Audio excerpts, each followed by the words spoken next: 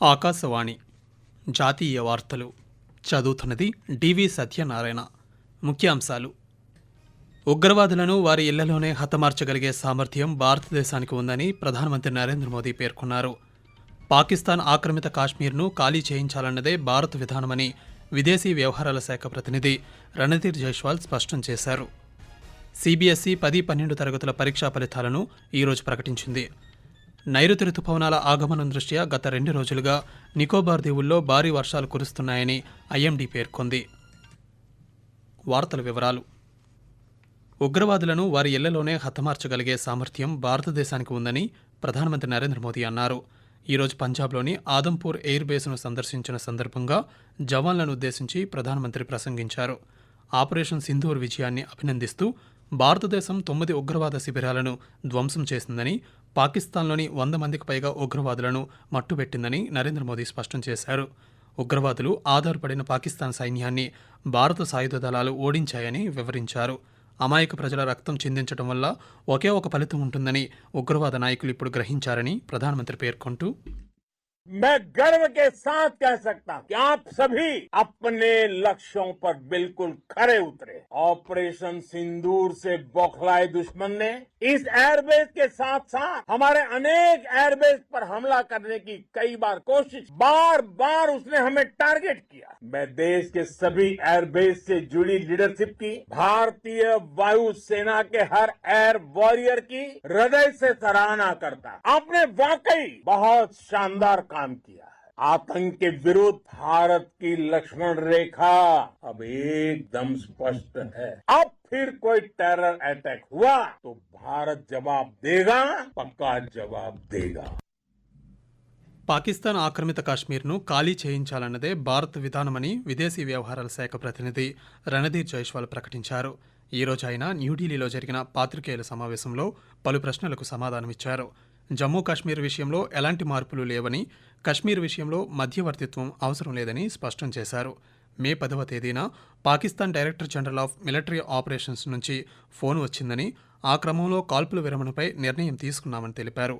ద్వైపాక్షిక విధానంతోనే అన్ని సమస్యలకు పరిష్కారం లభిస్తుందని రణధీర్ జైస్వాల్ పేర్కొంటూ, हमारा लंबे अरसे से यही राष्ट्रीय पक्ष रहा है कि भारतीय केंद्र शासित प्रदेश जम्मू और कश्मीर से संबंधित किसी भी मुद्दे को भारत और पाकिस्तान को द्विपक्षीय तरीके से ही हल करना है। इस रीति में कोई बदलाव नहीं हुआ है। जैसा कि आप जानते हैं, लंबित मामला केवल पाकिस्तान द्वारा अवैध रूप से कब्जा किए गए भारतीय क्षेत्र को खाली करने का है। That a nation which has nurtured terrorism on an industrial scale should think that it can escape the consequences is fooling itself. The terrorist infrastructure sites that India destroyed were responsible not only for the deaths of Indians but of many other innocents around the world. There is now a new normal. The sooner Pakistan gets it, better it is. Central board of secondary education CBSE 10-12వ తరగతుల పరీక్షా ఫలితాలను ఈరోజు ప్రకటించింది. 12వ తరగతిలో 83.39% మంది విద్యార్థులు ఉత్తీర్ణత సాధించారు. అమ్మాయిల్లో 91.64%, అబ్బాయిల్లో 85.7% మంది పాస్ అయ్యారు. అత్యధికంగా విజయవాడ జోన్లో 99.6% ఉత్తీర్ణత నమోదైంది. ఆ తరువాత తిరువనంతపురంలో 99.32%, బెంగళూరులో 95.95% విద్యార్థులు ఉత్తీర్ణత సాధించారు. అత్యల్పంగా ప్రయాగ్రాజ్లో 79.53% మంది పాస్ అయ్యారు. 10వ తరగతిలో 93.66% మంది విద్యార్థులు ఉత్తీర్ణత సాధించారు. బాలికలు బాలుర కంటే 2.3% ఎక్కువగా ఉత్తీర్ణత సాధించారు. సిబిఎస్ఈ 10-12 తరగతి పరీక్షల్లో ఉత్తీర్ణత సాధించిన విద్యార్థులకు ప్రధానమంత్రి నరేంద్ర మోదీ శుభాకాంక్షలు తెలియజేశారు. ఈరోజు సిబిఎస్ఈ పరీక్షల ఫలితాలు విడుదలైన అనంతరం సామాజిక మాధ్యమం ఎక్స్ వేదికగా ప్రధానమంత్రి శుభాకాంక్షలు తెలిపారు. ఈ ఫలితాలు విద్యార్థుల దృఢ సంకల్పం, క్రమశిక్షణ, కఠోర శ్రమకు దక్కిన ఫలితమన్నారు. పరీక్షల్లో విజయానికి దోహదం చేసిన తల్లిదండ్రులు, ఉపాధ్యాయులు, ఇతరుల పాత్రను గుర్తుంచుకునే రోజు కూడా ఇదేనని నరేంద్ర మోదీ పేర్కొన్నారు. ముందున్న జీవితంలో అద్భుతమైన ప్రయాణం ఉందనే విషయాన్ని, మార్కులు తక్కువ వచ్చాయని నిరుత్సాహంగా ఉన్న విద్యార్థులు గమనించాలని సూచించారు. జమ్మూ కాశ్మీర్ పోషియన్ జిల్లాలోని షుక్రు కెల్లర్ అటవీ ప్రాంతంలో భద్రతా దళాలతో జరిగిన కాల్పుల్లో 3 ఉగ్రవాదులు మృతి చెందారు. ఈ ప్రాంతంలో ఉగ్రవాదులు ఉన్నారనే నిర్దిష్ట సమాచారం మేరకు భద్రతా దళాలు కార్డన్ సెర్చ్ ఆపరేషన్ను ప్రారంభించాయి. ఆపరేషన్ సమయంలో జరిగిన కాల్పుల్లో 3 ఉగ్రవాదులు హతమయ్యారు. మరణించిన ఉగ్రవాదులు Lashkar-e-Taiba, LAT, the resistance front, TRF ఉగ్ర సంస్థలకు చెందినవారని భావిస్తున్నామని కశ్మీర్ ఐజీపీ వికే బెర్డి తెలిపారు. ఆకాశవాణి జాతీయ వార్తలు వింటున్నారు. పంజాబ్లోని అమృత్సర్లో ఇథనాల్తో తయారు చేసిన కల్తీ మద్యం సేవించిన ఘటనలో మరణించిన వారి సంఖ్య 21కి చేరుకుంది. నిన్న రాత్రి 4 గ్రామాల ప్రజలు ఇథనాల్తో తయారు చేసిన కల్తీ మద్యం సేవించడంతో ఈ ఘటన చోటు చేసుకుంది. ఆపరేషన్ సింధూర్పై 11 రోజుల దేశవ్యాప్త ప్రచార కార్యక్రమం ఈరోజు ప్రారంభమైంది. తిరంగా యాత్ర పేరిట ఈ ప్రచారం పాకిస్తాన్పై భారత సాయుధ దళాల విజయాన్ని ప్రముఖంగా ప్రస్తావించడమే లక్ష్యంగా పెట్టుకుంది. మాజీ సైనికులు, సామాజిక కార్యకర్తలు, సామాజిక సంస్థలు, భారతీయ జనతా పార్టీ నాయకులు ఈ కార్యక్రమంలో పాల్గొంటున్నారు. ఈ నెల 23వ తేదీ వరకు కొనసాగే ఈ ప్రచారం పాకిస్తాన్ ఆక్రమిత జమ్మూ కాశ్మీర్లోని ఉగ్రవాద శిబిరాలను భారతదేశం ఎలా నాశనం చేసిందనే దానిపై దృష్టి సారిస్తుంది. గత ఆర్థిక సంవత్సరంలో భారతదేశంలోని ప్రధాన ఓడరేవులు కార్గో నిర్వహణలో గణనీయమైన వృద్ధిని నమోదు చేశాయని కేంద్ర ఓడరేవులు, షిప్పింగ్ జలమార్గాల మంత్రిత్వ శాఖ ఈరోజు ఒక ప్రకటనలో తెలిపింది.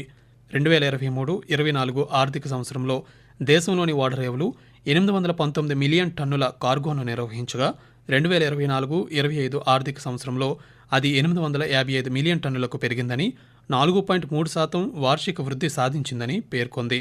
ఎరువుల కార్గో నిర్వహణలో 13% పెరుగుదల నౌకల రాకపోకల పెరుగుదలకు దారితీసిందని తెలిపింది. ఈ విజయాల పట్ల కేంద్ర ఓడరేవుల, షిప్పింగ్ శాఖల మంత్రి సర్బానంద్ సోనోవాల్ సంతోషాన్ని వ్యక్తం చేశారు. కేంద్ర హోంమంత్రి అమిత్ షా ఈరోజు పుదుచ్చేరిలో నూతన నేర చట్టాల అమలును సమీక్షించారు. గత సంవత్సరం జూలైలో భారతీయ న్యాయ సంహిత, భారతీయ నాగరిక సురక్ష సంహిత, భారతీయ సాక్షి అధినియం అనే ఈ 3 నూతన నేర చట్టాలు అమల్లోకి వచ్చాయి. ఈ సమావేశంలో Puducherry lieutenant governor K Kailashnathan, హోంమంత్రిత్వ శాఖలోని ఇతర సీనియర్ అధికారులు పాల్గొన్నారు. భారత్, పాకిస్తాన్ మధ్య ఉద్రిక్తతల కారణంగా వారం రోజుల విరామం తర్వాత ఇండియన్ ప్రీమియర్ లీగ్ IPL 2025 ఈ నెల 17వ తేదీన తిరిగి ప్రారంభమవుతుందని భారత క్రికెట్ నియంత్రణ బోర్డు BCCI ప్రకటించింది. భారతదేశం ఆపరేషన్ సింధూర్ను చేపట్టిన తర్వాత మే 9న IPLని తాత్కాలికంగా నిలిపివేసింది. IPL పునఃప్రారంభమైన తర్వాత మే 17న బెంగళూరులోని చిన్నస్వామి స్టేడియంలో royal Challengers Bengaluru, Kolkata night riders జట్ల మధ్య మ్యాచ్ జరగనుంది. మే 29 నుండి ప్లే ఆఫ్ మ్యాచ్లు జరగనున్నాయి. IPL ఫైనల్ మ్యాచ్ జూన్ 3వ తేదీన జరుగుతుంది. ప్రధానమంత్రి నరేంద్ర మోదీ తన మనసులోని భావాలను ఆకాశవాణి ద్వారా దేశ ప్రజలతో పంచుకునే మన్ కీ బాత్ మనసులోని మాట కార్యక్రమం 122వ సంచిక ఈ నెల 25వ తేదీ ఆదివారం ప్రసారమవుతుంది. మన్ కీ బాత్ కార్యక్రమానికి ప్రజలు తమ సూచనలు, సలహాలు అందించాలని ప్రధానమంత్రి కోరారు. ప్రజలు తమ స్వర సందేశాలను 1800-11-7800 నెంబర్కు ఈ నెల 23వ తేదీ సాయంకాలం వరకు పంపవచ్చు. దేశానికి అత్యధికంగా వర్షపాతాన్నిచ్చే నైరుతి రుతుపవనాలు మరింత చురుగ్గా కదులుతున్నాయని భారత వాతావరణ శాఖ IMD వెల్లడించింది.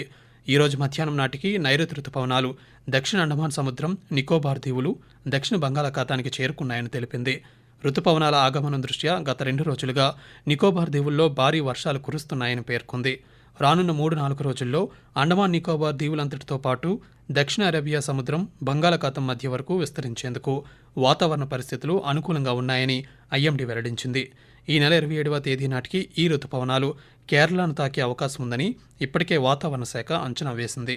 ఈసారి సాధారణం కంటే ఎక్కువ వర్షపాతం నమోదయ్యే అవకాశం ఉందని IMD తెలిపింది. జాతీయ వార్తలు ముగించే ముందు ముఖ్యాంశాలు మరోసారి. ఉగ్రవాదులను వారి ఇళ్లలోనే హతమార్చగలిగే సామర్థ్యం భారతదేశానికి ఉందని ప్రధానమంత్రి నరేంద్ర మోదీ పేర్కొన్నారు. పాకిస్తాన్ ఆక్రమిత కాశ్మీర్ను ఖాళీ చేయించాలన్నదే భారత విధానమని విదేశీ వ్యవహారాల శాఖ ప్రతినిధి రణధీర్ జైస్వాల్ స్పష్టం చేశారు. CBSE 10-12 తరగతుల పరీక్షా ఫలితాలను ఈరోజు ప్రకటించింది. నైరుతి రుతుపవనాల ఆగమనం దృష్ట్యా గత 2 రోజులుగా నికోబార్ దీవుల్లో భారీ వర్షాలు కురుస్తున్నాయని IMD పేర్కొంది. ఆకాశవాణి జాతీయ వార్తలు ఇంతటితో సమాప్తం. తిరిగి రేపు ఉదయం 6:45 ప్రాంతీయ వార్తలు వింటారు.